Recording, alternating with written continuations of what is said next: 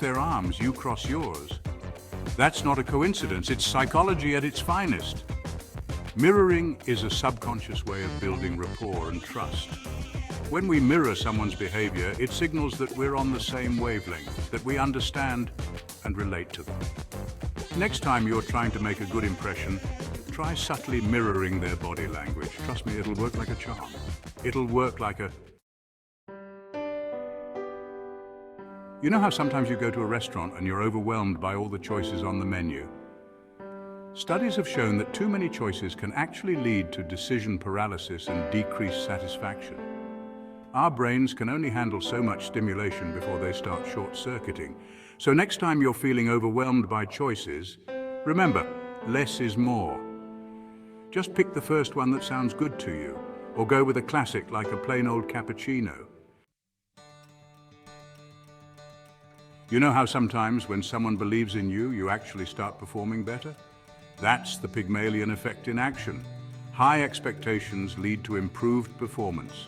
Surround yourself with people who believe in you, people who lift you up and make you feel like you can achieve anything. And guess what? You will. Ever notice how the way something is presented can totally change your perception of it? Like a shirt that's advertised as half off. Sounds like a way better deal than a shirt that's simply 50% off? That's the power of framing. Our brains are wired to respond to things based on how they're presented to us.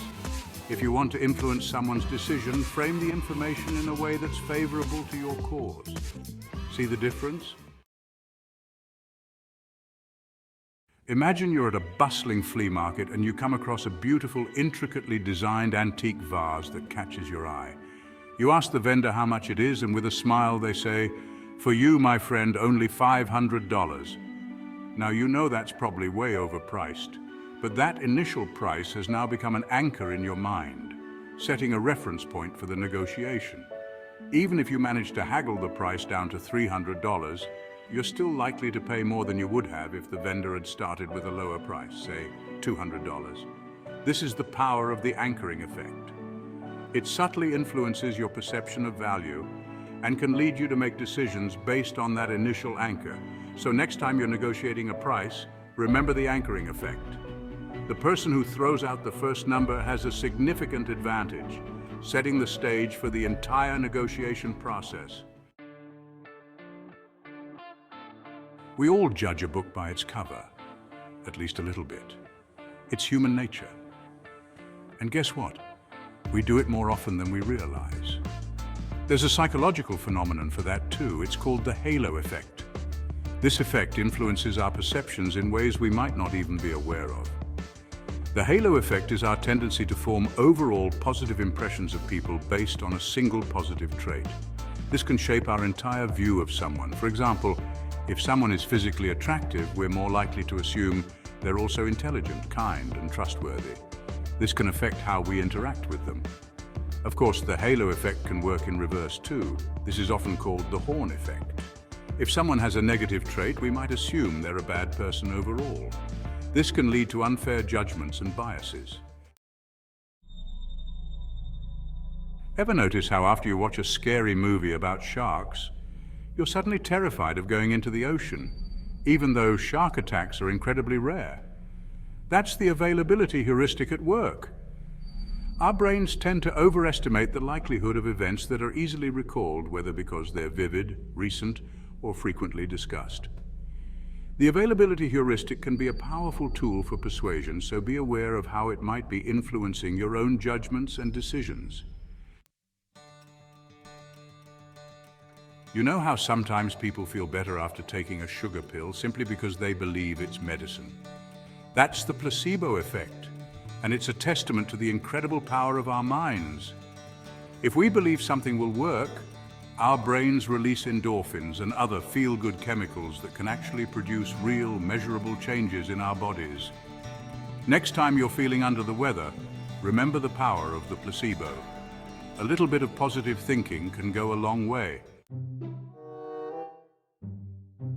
You know how sometimes when we do a favor for someone, we actually end up liking them more. It's called the Ben Franklin Effect, named after the founding father himself. Franklin theorized that when we do something nice for someone, our brains try to justify our actions by convincing us that we must actually like that person. Next time you're trying to win someone over, try doing them a favor. It might just do the trick. The foot in the door technique is based on the idea that people are more likely to agree to a large request if they've already agreed to a smaller one. This psychological strategy leverages the principle of consistency, where individuals strive to maintain a consistent self-image. For example, imagine you're trying to raise money for charity. Instead of diving straight into asking for a large donation, you can build rapport and trust with potential donors.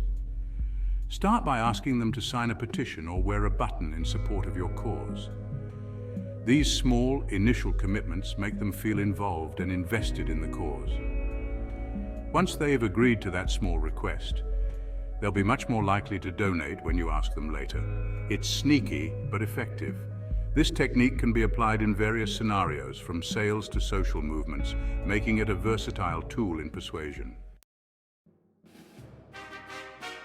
The door in the face technique involves starting with a large, unreasonable request that you know will be rejected. Then, when you follow up with a smaller, more reasonable request, people are more likely to agree because they feel like you're making a concession. For example, imagine you want to borrow $100 from your friend. You could start by asking them for $500, and when they inevitably say no, you could say, "Okay, how about $100? They'll be much more likely to agree to the smaller amount." You know how sometimes when you hear something is in limited supply, you suddenly want it more? Like that limited edition sneaker or that concert ticket that's about to sell out? That's the power of scarcity at work. Our brains are hardwired to place a higher value on things that are scarce. Next time you're tempted to buy something just because it's limited edition, ask yourself if you really want it, or if you're just being influenced by the power of scarcity. That's it for our 12 shocking psychological facts.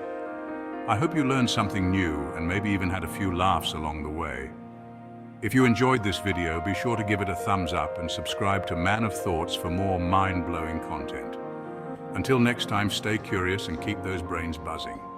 And remember, a little psychology can go a long way, so use your newfound knowledge wisely.